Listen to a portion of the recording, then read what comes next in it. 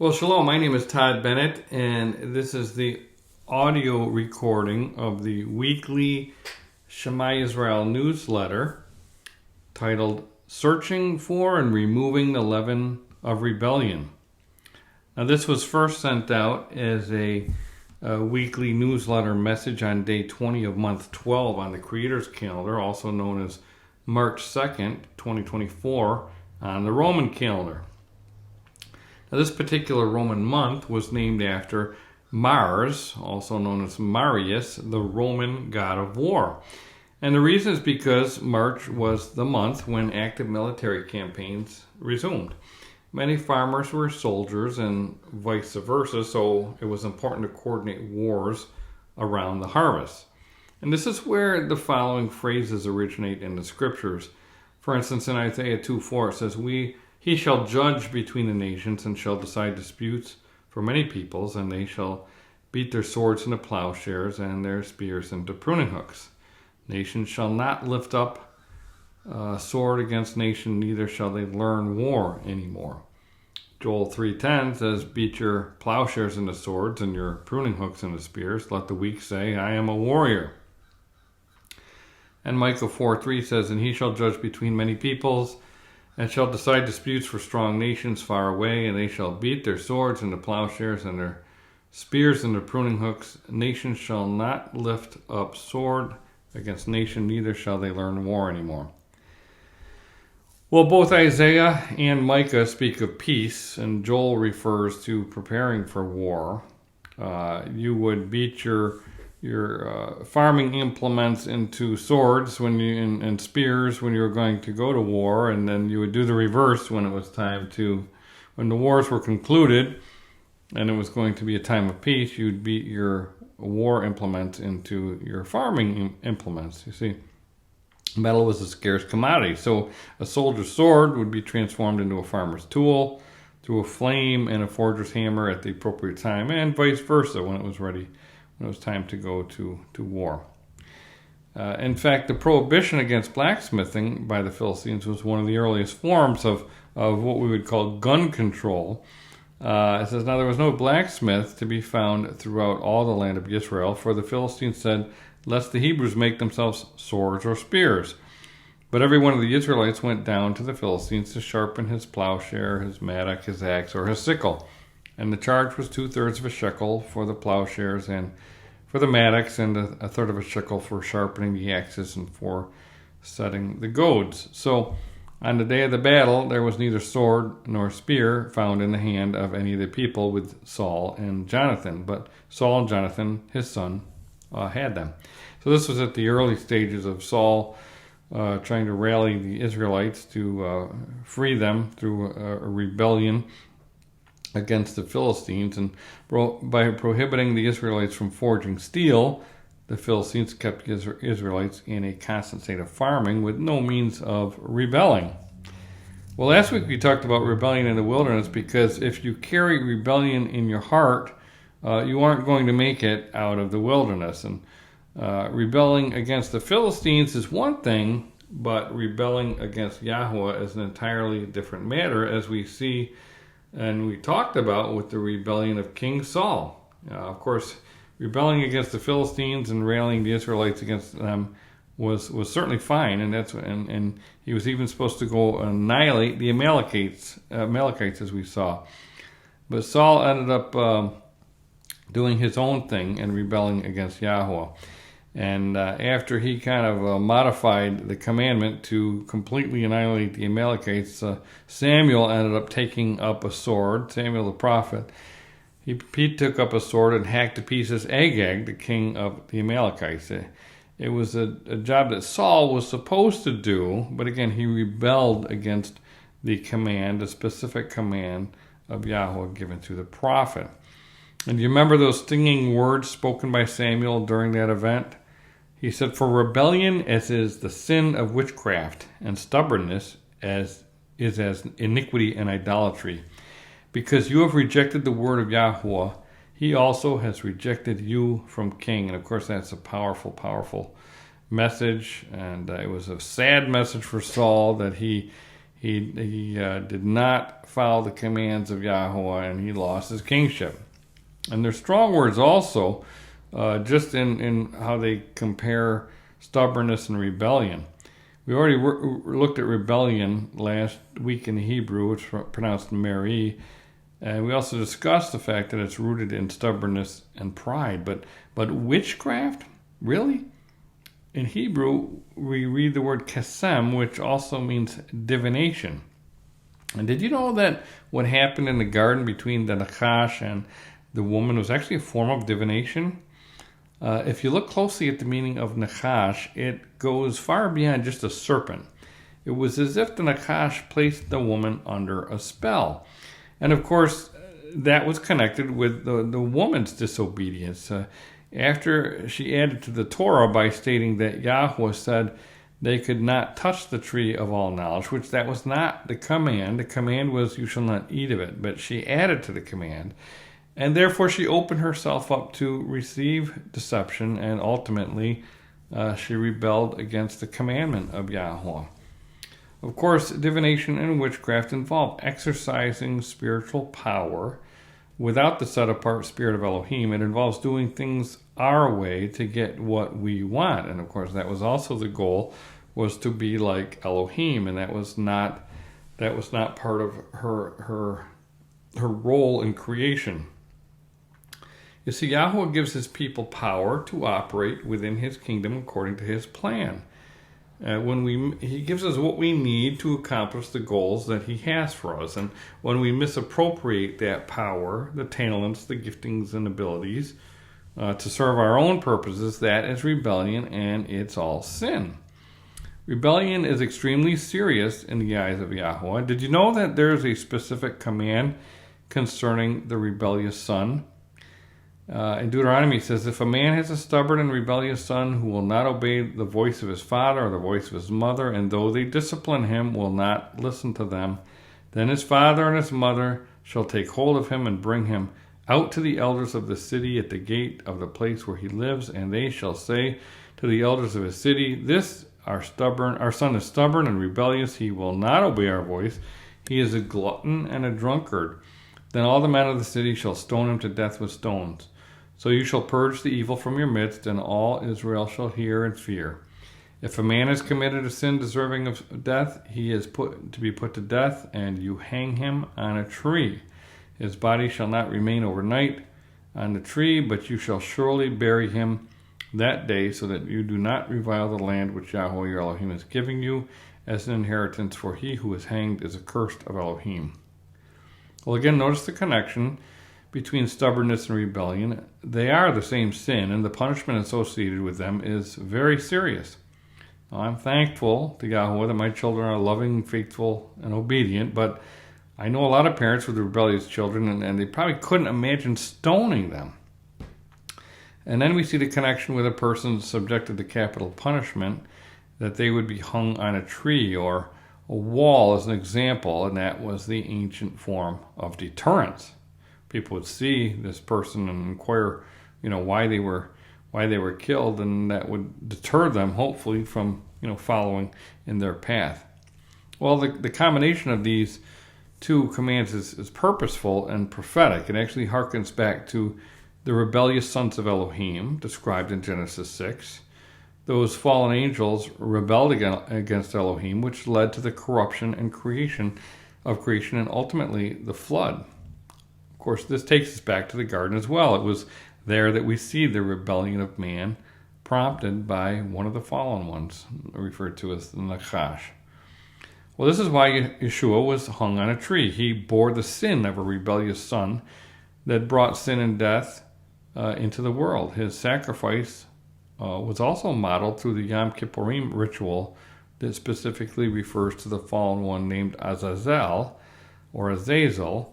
And we see that in Leviticus 16, where the name Azazel is often translated as scapegoat. So we don't always see that connection in the English, but it's in the Hebrew.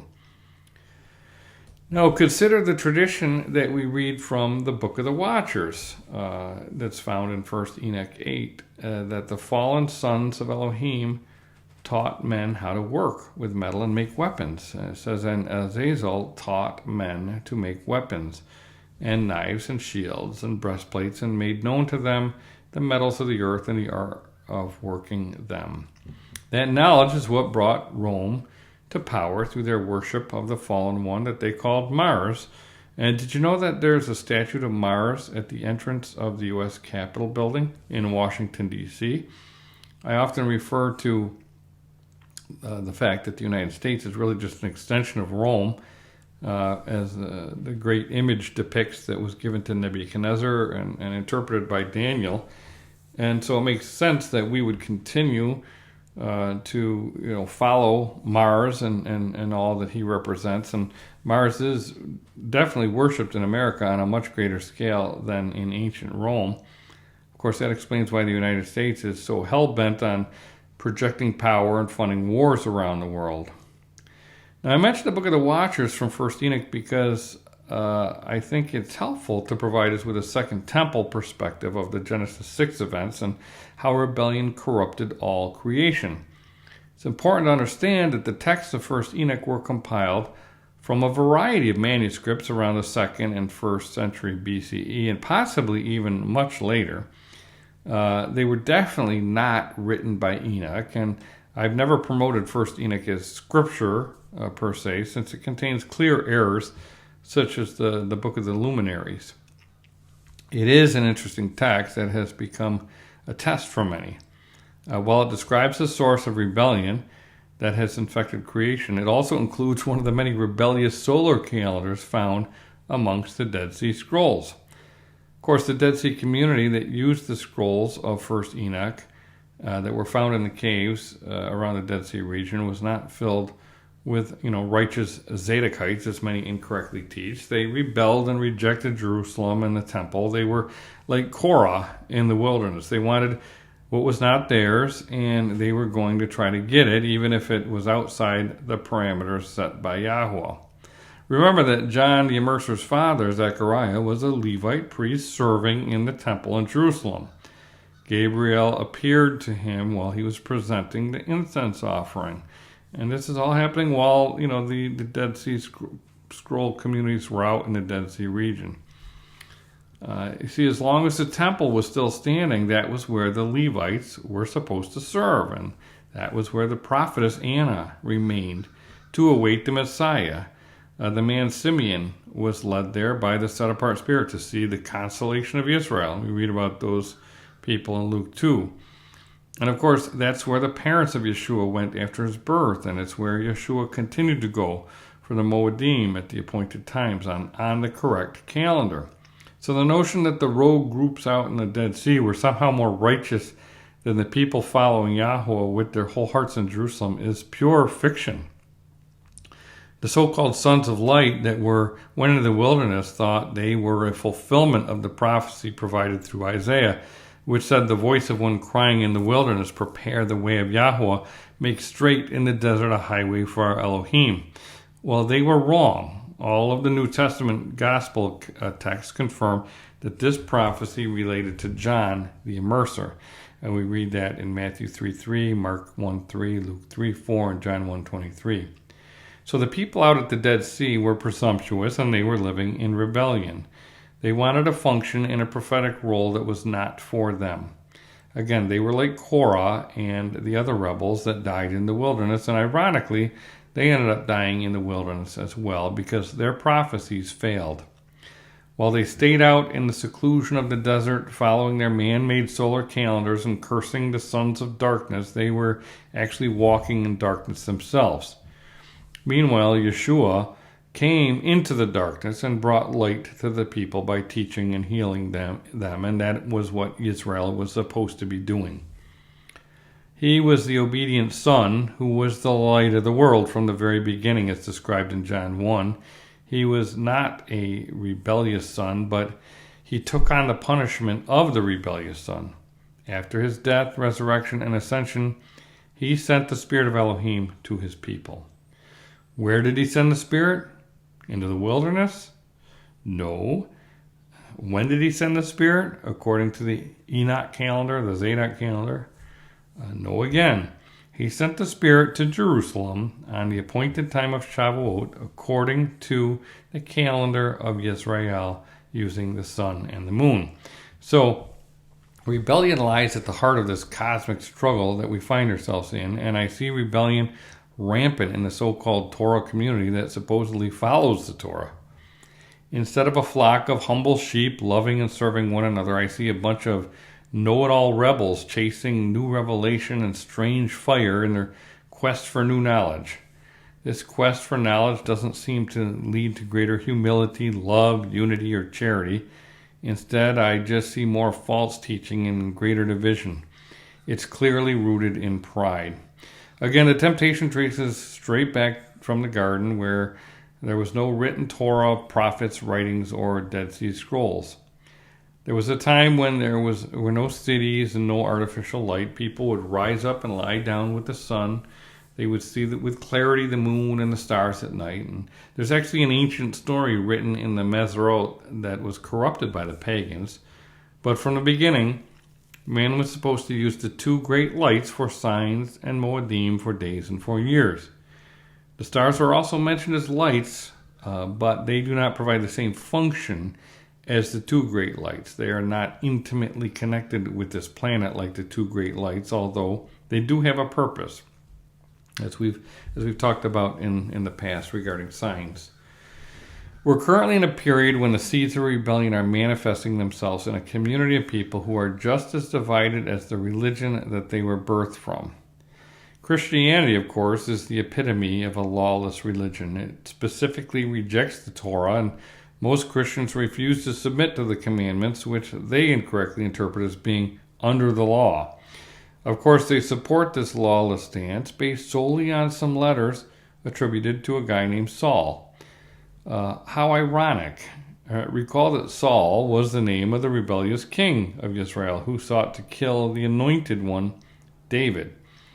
Now we see Christians following another Saul as their king because of some letters attributed to him. And I say attributed to him because it's fairly clear that not all the texts attributed to Paul were written by Saul. Some of them are clearly pseudepigraphical.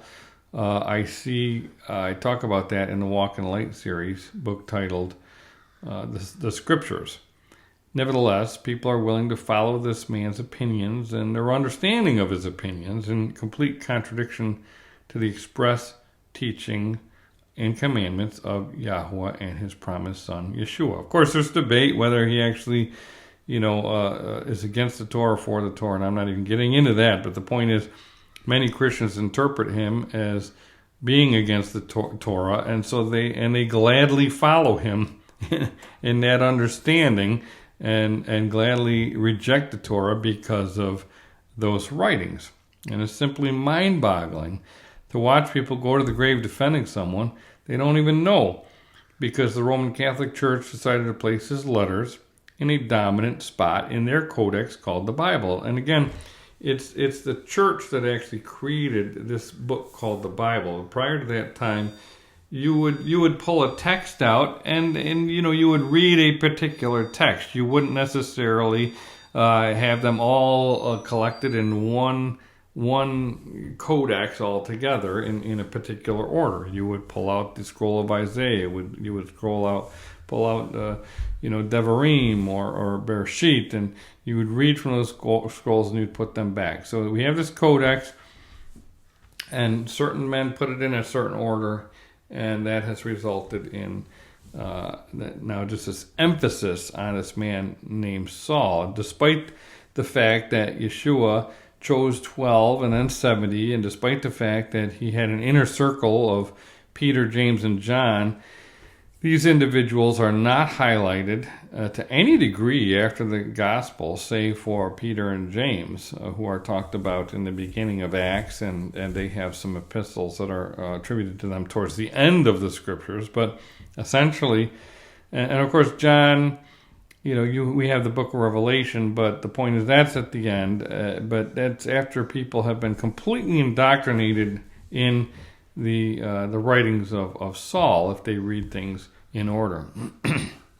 What about the journeys of all his disciples, the 12? And of course they replace Judas with Matthias to have 12 again. And Matthias was he had been a disciple. He just wasn't in the inner circle of the 12, but he was there and he knew the teachings. And so, what about the 12? What about the 70? As they spread the good news of Yeshua after being filled with the Spirit on Shavuot. Remember, they were given the gift of languages, which is referred to as tongues, so they could spread the message to the nations, and they did. So what about all their adventures and their missionary trips? Well, crickets. I mean, we don't read anything about that. Instead, we're given the missionary journeys and the writings of someone who Yeshua never discipled. We take his own testimony on, his account of Yeshua appearing to him, which contradicts itself, in the book of Acts. His life and his teachings are emphasized as the model for the Christian religion, even though he contradicts the teachings of Yeshua.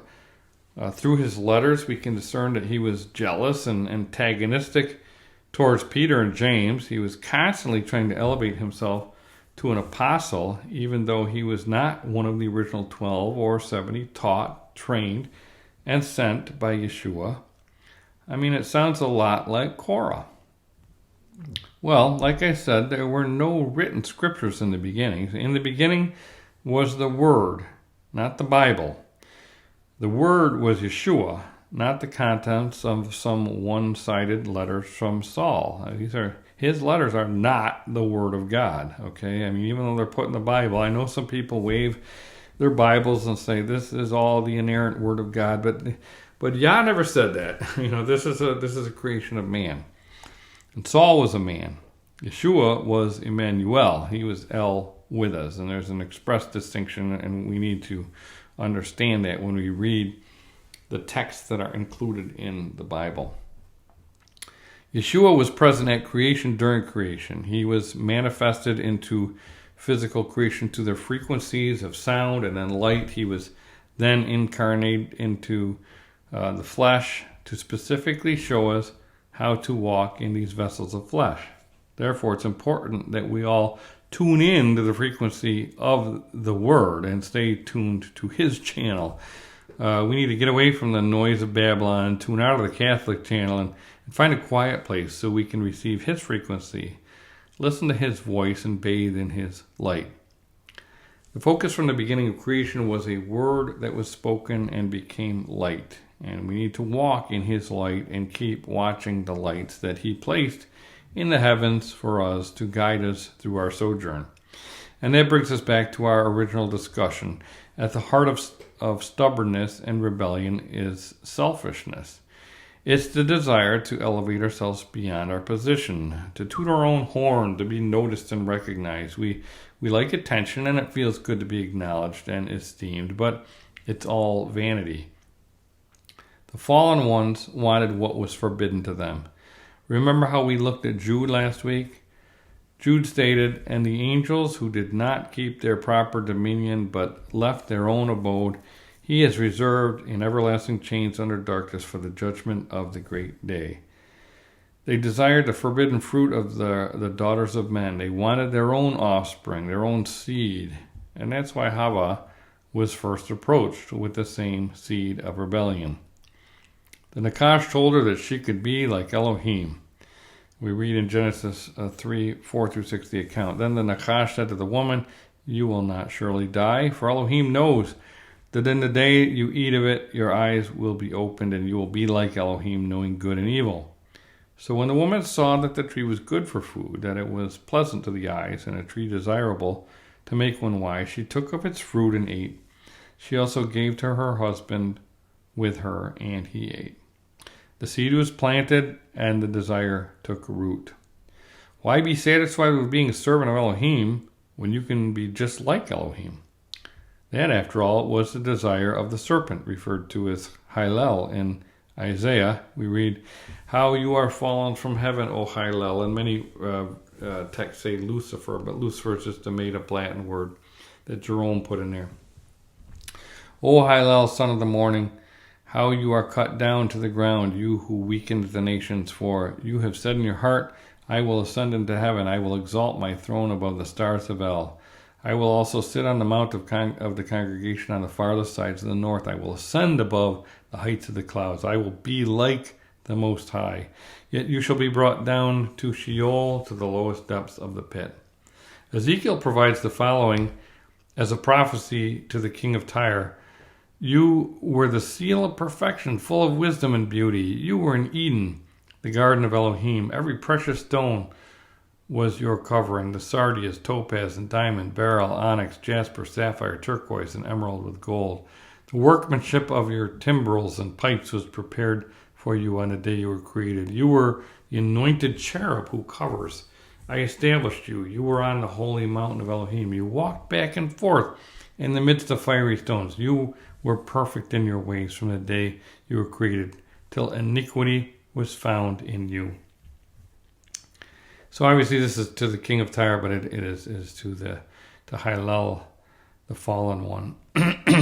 Well, think about the examples in the last message. King Saul was given specific commands from Yahweh by the prophet Samuel. That was the order in Yahweh's kingdom. But Saul was the king. He wanted to call the shots. He wanted to have the final say on how to obey Yahweh. Well, Korah and those who followed him wanted to elevate themselves as well. They wanted to be equal with Moses and Adhering. They were not content with the privileges that Yahweh had given them. They didn't like the chain of command that Yahweh had established. They all carried the seed of rebellion that was planted in the garden, from the garden. They were not satisfied with their place in creation. They wanted more, despite the fact that Yahweh promises to make us sons of Elohim in his timing. People still want to do it their own way. Now, for the past 33 years, I've dealt with greedy, mean, cruel, and selfish people. Functioning as a lawyer for all those years, I've seen how destructive people can be to themselves and those around them. I've seen families destroyed by alcohol, drugs, violence, greed, pride, rebellion, and selfishness. And I currently have a case involving a family divided. They're fighting over a 30-year-old Ford tractor in a dilapidated old farmhouse that their elderly mom can't maintain on her own any longer since her husband passed. She's in a rehabilitation facility due to a fall, and she's completely distraught over what she's witnessing in the final season of her life. I spoke to her the other day, and she bemoaned the fact that we were a tribe, and those were her words. She said everyone in the community knew her family. They stuck together through thick and thin, and now the kids are divided and arguing over a bunch of stuff. I've been harping a lot about stuff lately because I have a fairly unique perspective on how stuff ruins people. I handle estate cases where people go crazy attacking their siblings so they can get their hands on their parents' stuff. In many cases involved outright theft. Kids will sneak into the deceased parent's home at night or on the weekend when no one's looking and pillage what they want. I've been doing bankruptcy work for 3 decades, and I've seen what people will do in order to obtain the materialistic objects that Western society holds out as the goal to acquire and possess. I've seen divorcing couples who apparently once loved one another more than anything on earth almost kill one another over their marital stuff. The irony is that in the eyes of Elohim, it's not about how much stuff you can accumulate. It's about how much you can give away. Because he owns it all. We're simply custodians. And the question is whether we're good custodians or selfish custodians. You see, the economics of Babylon are the exact opposite of the kingdom of Yahweh. There are 2 diametrically opposed realms. You've heard the saying that you can't outgive God. Well, that's actually grounded in scriptural principles. In Malachi 3:10, he says, "Bring all the tithes in the storehouse, that there may be food in my house, and try me now in this, says Yahweh of hosts, if I will not open for you the windows of heaven and pour out for you such blessing that there will not be room enough to receive it." So Yahweh challenges us to try me now in this. Other versions provide test me now in this. In other words, if we just focus on him, he'll bless us more than we can imagine. Well, sadly, most of us have been trained from our youth to fixate on our retirement plan that's solely focused on making sure we have enough to last us through our golden years in pleasure and comfort. Well, Yeshua specifically instructs us not to worry about tomorrow and the needs of life. That's all that we're told to do our entire lives. And that leads to all sorts of problems, especially in many of the families that I deal with. At the heart of many of the problems, there's usually someone who's simply self-centered. And I've seen both fathers and mothers who cannot put themselves or their family first. I've seen countless families destroyed because a single person is selfish, stubborn, and rebellious. And most of the time, these people have developed defensive strategies to cope with their issues and deflect their problems upon others. They're never the problem. It's always someone else. And in my role as an attorney, I can't always tell from the first interview whether I represent the victim or the culprit, the selfish one or the victim of all the selfishness. But eventually it becomes clear who's to blame. And sometimes it's both. What I found as a common thread is that people have a tendency to become stubborn and set in their ways. They put up blinders and they build a fortress with walls around them after a while. They can only see the world from their perspective, and they have no idea how they look and act from the perspective of others. Their walls and defenses won't let them see themselves for what they truly are. They refuse to change because they're comfortable with their adopted or accepted belief system. And while they can be well-meaning, they may be dead wrong. And so I've talked about this in the scope of my legal profession and legal matters, but this is a situation that exists just in everyday life. And this is something that people have to cope with how Yah sees them, how their Elohim sees their actions. You have, again, people in the religious realm. I've had people think they got it all figured out and they're all set in the eyes of God, and they know where they're going, and it's almost this arrogance about the fact that they're going to believe what they're going to believe, and you can't tell them any different. They are set in their ways, and although you as an outsider can see they've got some serious problems, they don't see it themselves, and that's a scary proposition for any of us. We all need to step back and make sure that we haven't built the fortress and a paradigm that simply is of our own creation. So you hear people, oh, Jesus saves. We're not under the law. Stand with Israel. The Enoch calendar. You name it. Any issue in this realm, people have their beliefs and they dig in, and they're usually sincere in their beliefs, but they aren't all right. And as I pointed out many times, Yeshua warns that many will be shocked, and there's going to be weeping and gnashing of teeth. There will be many who thought they were all set, but they're going to get cast out of the wedding. And so we must be willing to listen to the still small voice of the Spirit in the midst of all the clamor and the noise. You must remain humble, and you must be willing to obey, even if it means discarding something that you believed was right.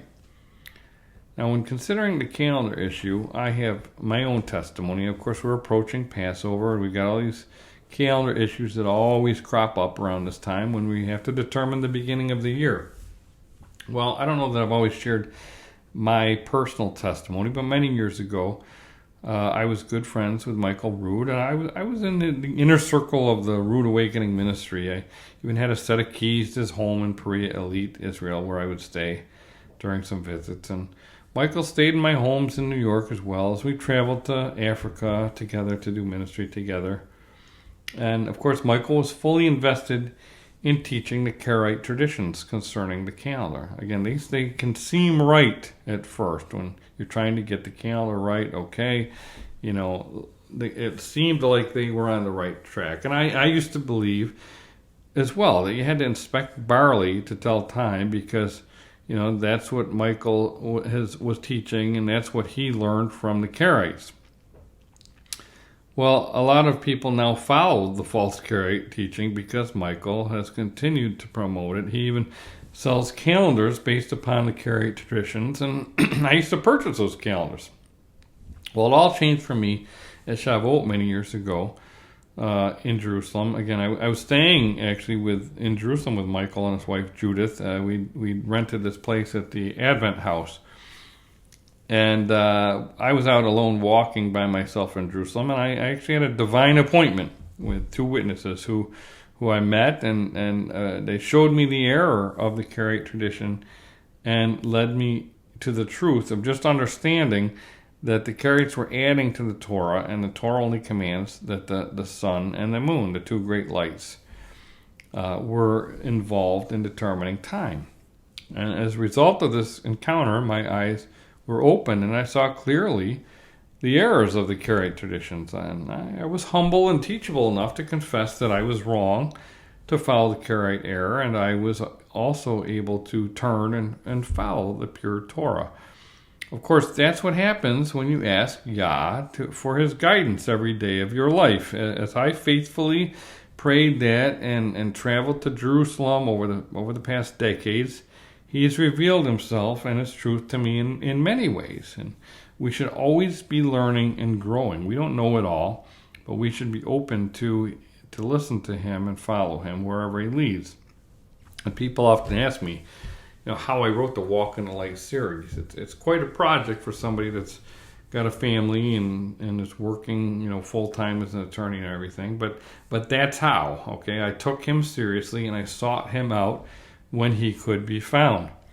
Isaiah 55, 6-7 says, "Seek Yahuwah while he may be found. Call upon him while he is near." Of course, the implication is that there's times when maybe he can't be found or he's not so near, so you got to take advantage of those opportunities.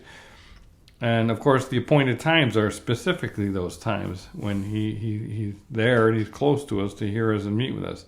It says, "Let the wicked forsake his way, and the unrighteous man his thoughts. Let him return to Yahweh, and he will have mercy on him, and to our Elohim, for he will abundantly pardon." So again, like I said, Yahweh schedules meetings and appointments for us. They are times to collectively meet with him, not for a bunch of people to get together without him. So I can see people have turned the appointed times into just a big, camping get together, but it's not about getting together with other people to camp with them. It's about everybody getting together to meet with Elohim. And that should be your focus for the appointed times. Well, you may find people with opinions about the calendar, but I have a unique testimony. I've traveled to Jerusalem nearly 60 times over 2 decades, rehearsing the appointed times as diligently as possible. And I don't know that there's too many people that can say they've done that. I took Yahuwah at his word when he said, "And you shall seek me and find me when you search for me with all your heart." Okay? As a result of diligently seeking him, Yahuwah literally guided me to his truth while in Jerusalem on Shavuot, which is, by the way, the most difficult appointed time to determine and confusing for so many people. In fact, it was a unique Shavuot when most of the calendars aligned on the same day. And that, I think, only happens about once every 8 years.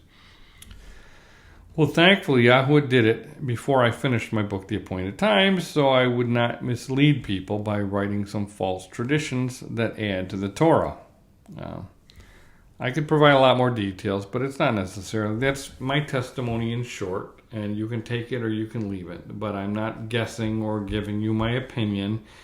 I'm simply functioning as a witness for Elohim. That's the responsibility that he gave me. And while I never had any ill will towards Michael, Yah separated us when Michael's previous ministry team quit on him. His new ministry continued to sell my books until years later, when Michael decided to rip up my book, The Appointed Times, on his television show and throw it into a trash can.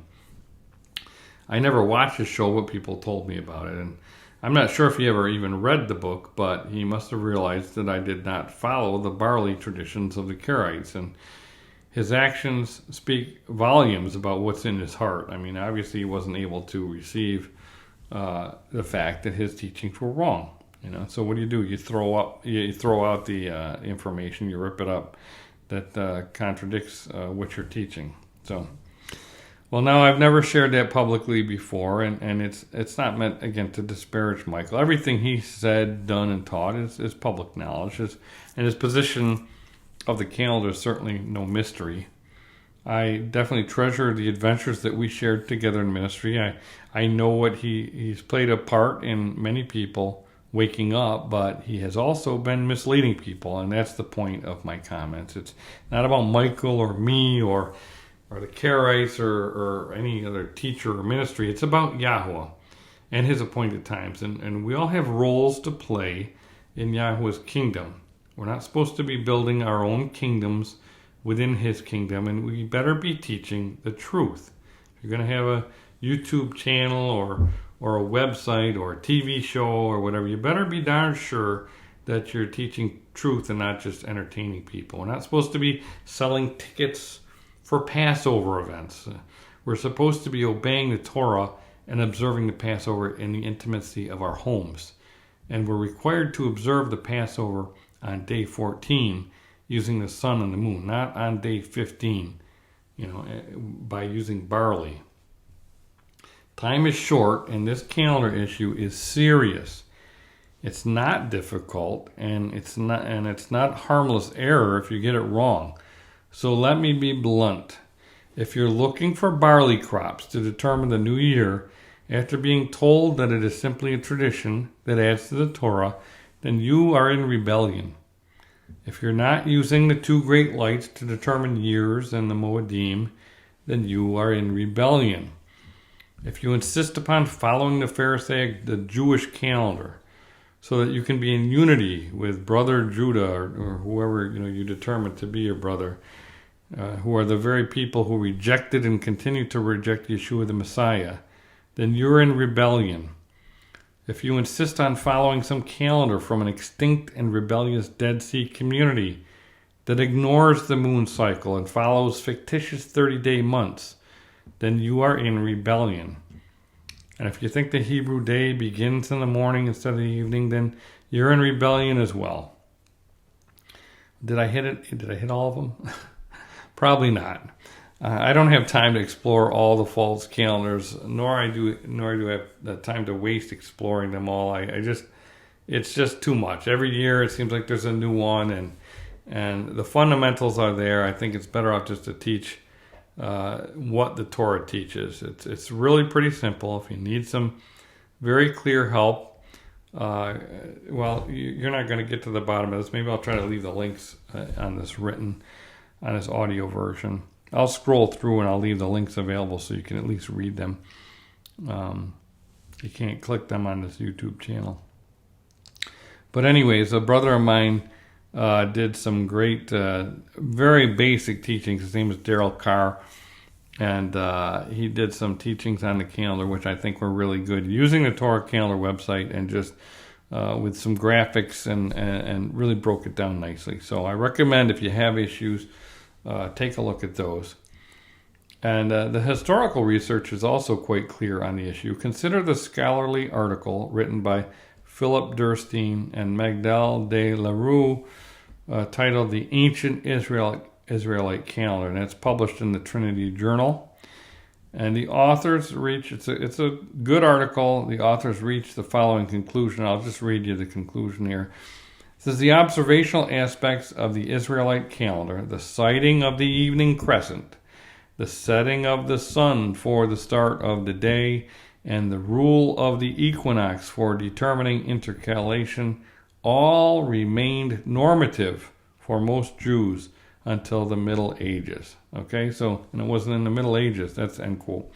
In the Middle Ages, that's when the Pharisees and the rabbis, started tampering with the calendar and creating the Jewish calendar. But up until that point, other than these, like I say, these rogue groups with their solar calendars and such, the mainstream Israelites were following the calendar using the sun and the moon and the equinox, the rule of the equinox for determining intercalation, which intercalation is when you have to add a 13th month, and it was done. It was accepted. I know people are saying, "Oh, how can you prove that there's a 13th month?" There was always 13 months. 13 years where there was a 13th month. It was just part of the intercalation process, and so it's the way it is. So if you want to go off and follow tangents and follow rogue calendars, I guess so be it. You can do that if you want to.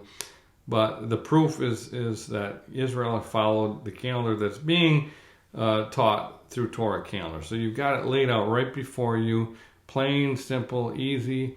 But if you don't want to accept it, then again, you go ahead and walk in rebellion, because that's really what it amounts to. And like I say, what the experts just stated about the calendar is how TorahCalendar.com reckons time. So I would, ask people to please stop listening to the rebels who are spreading lies and confusion all through the Torah community concerning false calendars. It's time to stop all this nonsense and move on to other issues of importance. Now, if you find yourself offended, then that probably means I've struck a nerve and we've spotted some rebellion or some pride. So, people can go ahead and unsubscribe if that makes them feel better. Like I said before, it's not about likes, subscribers, TV shows, or anything else that Babylon exalts. I'm not selling calendars, and I don't reap any financial gain from whether or not you follow the Creator's calendar based upon the sun and the moon. And all the information is free, as it should be. This is simply about finding the way to life. And Messiah says, few will find it. In fact, he tells us to strive to enter through the narrow gate, for many will seek to enter and not be able. Whenever I get a little bit blunt, I typically see people unsubscribe, and that's okay. Again, I don't make money off of any of the social media, so I don't have anything to lose. I'm simply accountable before Yahweh to speak the truth. So I just hope as many people as possible can hear it, but whether they decide to continue to listen, that's up to them. Like I always tell them, maybe, go to a channel or a website that says nice things that make you feel good about yourself. Of course, if you do that, they probably won't be warning you on those channels and preparing you to pass under the rod in the wilderness. In fact, if you follow them, you might not even make it into the wilderness. And sadly, many teachers, preachers, and sheep have blinders on. They're unable or unwilling to see things from another perspective. They get to the point where they are just unable to step outside of the paradigm. Like I said, they have constructed this wall, and sometimes it can become a prison due to pride and stubbornness. They build their mental ivory towers at the center of their kingdom of self. They're unable to see how far they've strayed from the one who said, "If anyone desires to come after me, let him deny himself and take up his stake daily and follow me." Instead, they appeal to the desires of Babylon for bread and circuses. They provide entertainment for the masses, and as a result, they build a cult of personality, and it's a dangerous model. I'll never forget the premise of a book that I read decades ago titled "The Kingdom of Self." You don't really even need to read the book. You can summarize it in a paragraph. We're born into this world expecting everyone to provide our every need. When we are hungry, we cry and we get fed. When we're thirsty, we cry and we get a drink. When we have a soiled diaper, we cry and we get changed. You get the point. We all start out with the unwavering belief and understanding that the entire world revolves around us, our needs, our wants, and our desires. My friend Carrie Foreman wrote a book about it titled "The Disease of Self," and that really encapsulates it, because it truly is a disease when it controls your life and you worship yourself over Elohim. It's hard to be healed of the disease in a free society, although the military and prison are pretty good at it. Outside those exceptions, most Westerners spend their entire lives living within and building their own kingdom of self. And this is a problem if you claim to follow Yeshua and are supposed to be building the kingdom of Yahuwah. That's when you can find yourself in a conflict of interest. As an attorney, I'm supposed to determine if my interests conflict with the client's interests before I can adequately represent them. In other words, am I capable of representing a client zealously? And actually, the ethical canons use that word, zealous, and you're supposed to zealously represent a client. And interestingly, we're all supposed to perform that same conflict check daily when it comes to our service of Elohim. Do we have any conflicts of interest that prohibit us from serving Him zealously? Because we're supposed to be serving Him zealously. Well, in my practice, I deal with failed marriages all the time, and it usually comes to a head when the selfish desires of one or both become incompatible with maintaining a united kingdom. And at that point, the couple decides to separate and divide into two kingdoms, and it's the division of the kingdom that's often the most difficult part of the process. Well, it's the story of our walk with Elohim, and it's the story of Israel that was played out in the lives of so many people every day. Solomon, the third king of Israel, was handed a united kingdom from his father David. He rebelled against the commandments given by Yahuwah concerning a king, and he went after his own wants and lusts. He neglected and abused the people he was supposed to be serving. Instead of being a shepherd king like his father, he acted like a king from the nations. His son Rehoboam was no different, so the house of Israel separated from the house of Yehudah. The kingdom was divided into two separate kingdoms that both ended up losing their focus and straying from Yahuwah. Israel had a specific purpose: to obey Elohim and to be a nation of priests who could direct the nations back to Yahuwah. Israel failed, so Yahuwah sent his son to accomplish the job. Again, Yeshua was not just some guy. He was the Word made flesh. I can imagine that it was not very comfortable doing what he did, knowing what the mission entailed. Nevertheless, Yeshua gave up everything to obey the Father, and if we follow him, then our mission is the same. At the end of the day, we each need to look back and assess how we spent our time and energy that day. Did we add a living stone to the house of Elohim and help build the kingdom, or were we focused on our own plans and pleasures? When you lie down to rest on Shabbat, consider the week that you left behind you. Were you a blessing to Yahuwah and to others? Did you give or did you take? Did you spend your time building your own kingdom, or were you building Yahuwah's kingdom? Did you seek attention for yourself, or did you provide food, drink, clothing, shelter, love, prayers, and healing for others? Yahuwah gives us a day every week to stop, think, regroup, rest, pray, and meditate on our lives and on Him. He also gives us the opportunity to repent and fix what is broken.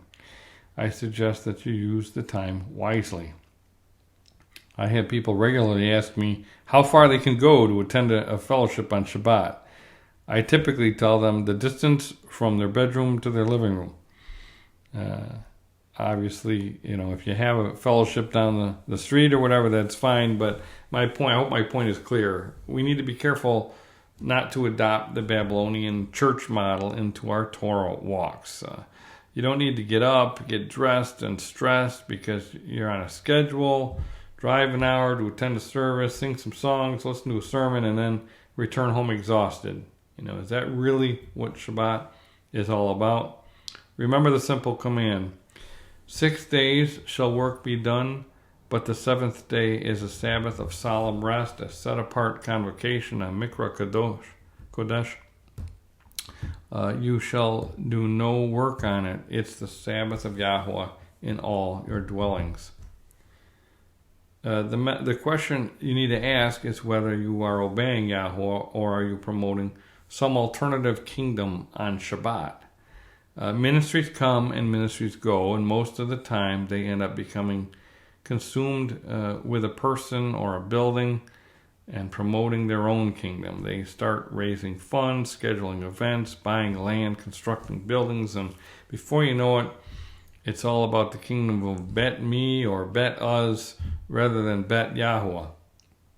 As I mentioned before, I've seen successful ministries leave a lot of broken and wounded people in their path. They get so consumed about their mission and their kingdom that they forget the fact that they're supposed to be in the kingdom of Yahuwah serving the king. And I have seen people so obsessed with the ministry that they cannot even see the wake of destruction that they're leaving behind them. Even if they see the people they hurt, they justify it because of the great work that they're doing. So, their definition of success is very, very warped. When you see a bunch of wounded soldiers behind you and you say, well, that's okay because, we've done this or we've done that for God. Well, you maybe need to rethink what your goals are. They generally don't care, and I've seen this a lot with churches and ministries. They don't care about the sheep who stray outside the walls, get lost, or are wounded and left behind.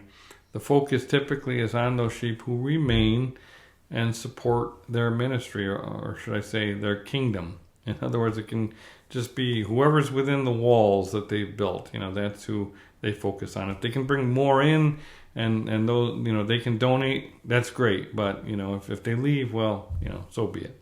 Well, in Yah's kingdom, it's about how we treat one another. And whether they're in our congregation or another congregation, they're still all his sheep. So we have to be very, very careful about setting up walls and barriers that separate us from his other sheep. It doesn't even really make sense. It's not about how many likes or subscribers or followers we have in our particular sect or cult or ministry or whatever you want to call it. It's about learning to be a community that serves one another and helps each other through our giving. It's not about fundraising, love gifts, and growth of an organization. And to the contrary, it's how small we become so we don't take any attention away from the king. Remember Johnny Mercer? Most people don't realize he was a rock star in his time. He was leading a massive revival in Judea until it was time for Yeshua to take center stage. He understood that it was not about him, but rather the one that would follow him. And that's why he stated, he must increase, but I must decrease. And this is good advice for us all to heed. It's easy to pick on ministries that are out in the open for all to see, but it's an entirely different matter to assess our individual lives that we keep contained and hidden behind the walls of our dwellings. And that's why the annual cycle of the appointed times begins in our homes at Passover. It starts you don't do your Passover at church or, and have a big Passover event. It starts in our homes, and we need to keep the focus on our homes. And we need to make sure that we purge all rebellion from our lives and from our homes. We must determine if our dwellings reflect the kingdom of Yahuwah or the kingdom of self. So ask yourself, are you a taker or a giver? As the saying goes, talk is cheap and actions speak louder than words. As we prepare for the wilderness, we'd all better do a little soul searching before we get there. Consider these words from the text of Hebrews. It says, therefore, as the set-apart Spirit says, today, if you hear his voice, do not harden your hearts as in the rebellion on the day of the testing in the wilderness, where your fathers put me to the test and saw my works for 40 years. Therefore I was provoked with that generation and said, they always go astray in their heart. They have not known my ways. As I swore in my wrath, they shall not enter my rest. Take care, brothers, lest there be in any of you an evil, unbelieving heart, leading you to fall away from the living Elohim. But exhort one another every day, as long as it is called today, that none of you may be hardened by the deceitfulness of sin. For we come to share in Messiah, if indeed we hold our original confidence firm to the end.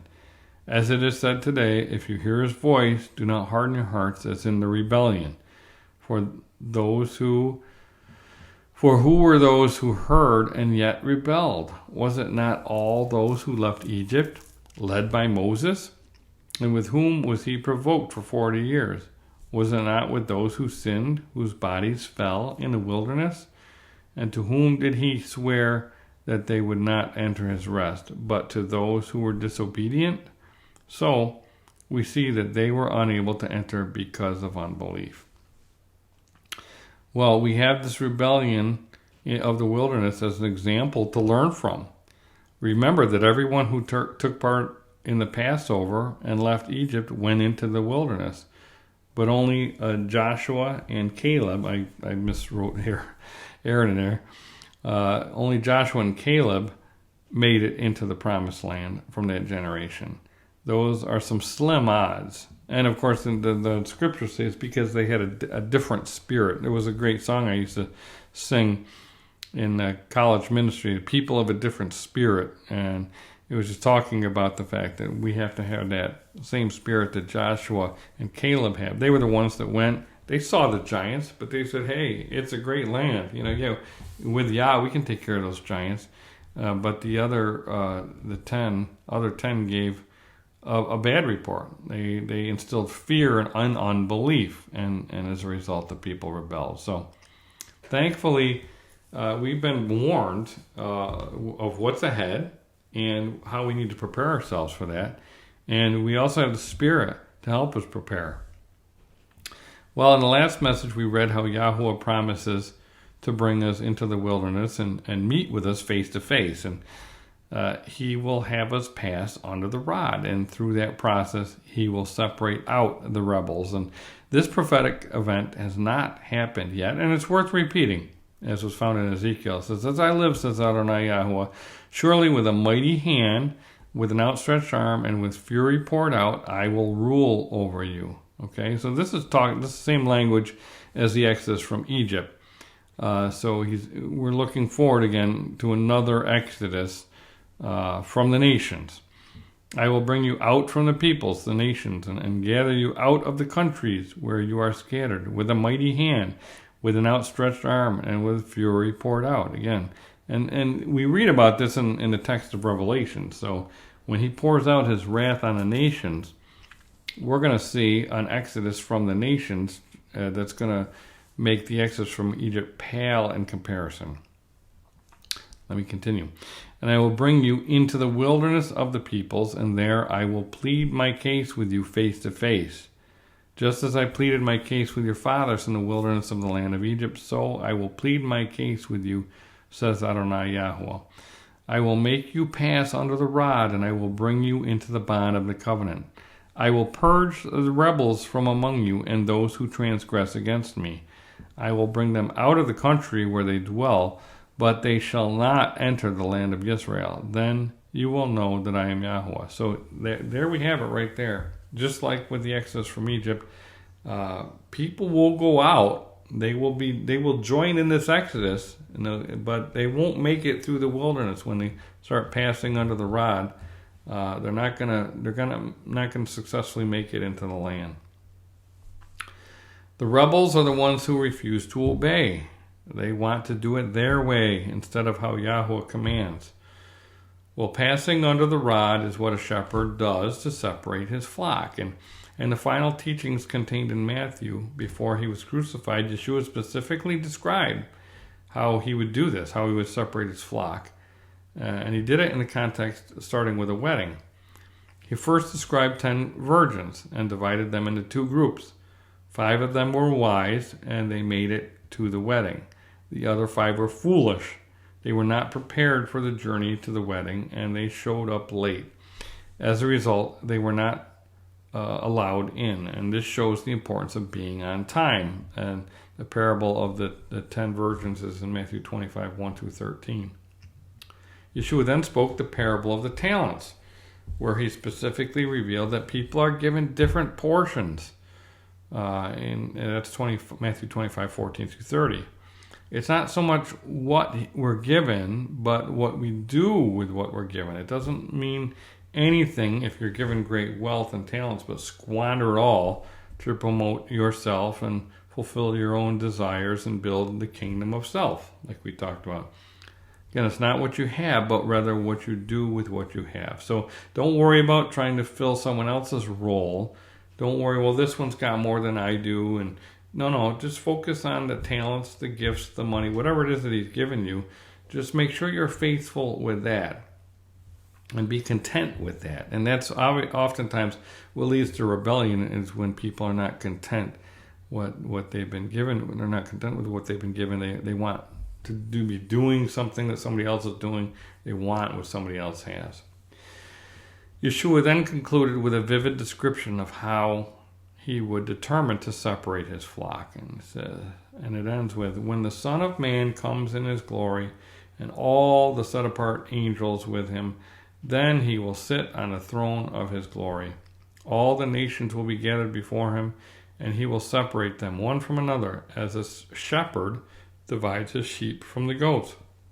And he will set the sheep on his right hand, but the goats on his left. Then the king will say to those on his right hand, come, you blessed of my Father, inherit the kingdom prepared for you from the foundation of the world. For I was hungry, and you gave me food. I was thirsty, and you gave me drink. I was a stranger, and you took me in. I was naked, and you clothed me. I was sick, and you visited me. I was in prison, and you came to me. Then the righteous will answer him, saying, Lord, when did we see you hungry and feed you, or thirsty and give you drink? When did we see you a stranger and take you in, or naked and clothe you? Or when did we see you sick or in prison and come to you? And the king will answer and say to them, surely I say to you, inasmuch as you did it to one of the least of these, my brethren, you did it to me. Then he will also say to those on the left hand, depart from me, you cursed, into the everlasting fire prepared for the devil and his angels. For I was hungry, and you gave me no food. I was thirsty, and you gave me no drink. I was a stranger, and you did not take me in. Naked, and you did not clothe me. Sick and in prison, and you did not visit me. Then they will also answer him, saying, Lord, when did we see you hungry or thirsty, or a stranger, or naked, or sick, or in prison, and did not minister to you? Then he will answer them, saying, assuredly I say to you, inasmuch as you did not do it to one of the least of these, you did not do it to me. And these will go away into everlasting punishment, but the righteous into eternal life. Well, this is what we can expect if we make it into the wilderness and pass under the rod. The message is clear that the ones who serve others are the ones who pass under the rod and make it out of the wilderness. The rebellious either don't get in because they show up late, or they die in the wilderness because they did not obey.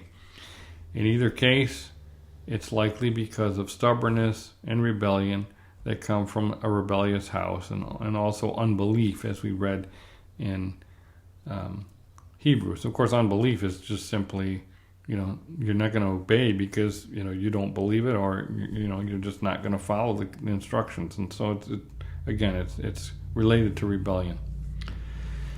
The Torah commands us to remove leaven from our homes for the Feast of Unleavened Bread. And that physical act is a model for the spiritual exercise that we should all be involved in. We need oil in our lamps to provide the light required to find the leaven of rebellion and to guide us on our journey to meet with our Messiah face to face. Barakot, my name is Todd Bennett from ShemayIsrael.net. And I'll also say that I posted the appointed times, 2024 appointed times schedule on the website that you can download at ShemayIsrael.net. And here are the links to Brother Daryl Carr's, the links are embedded, so you'd have to go to, just search him on YouTube, Daryl Carr, The Secrets of the Sons of Issachar. And, I would subscribe to his channel because he's actually got a lot of good teachings on there.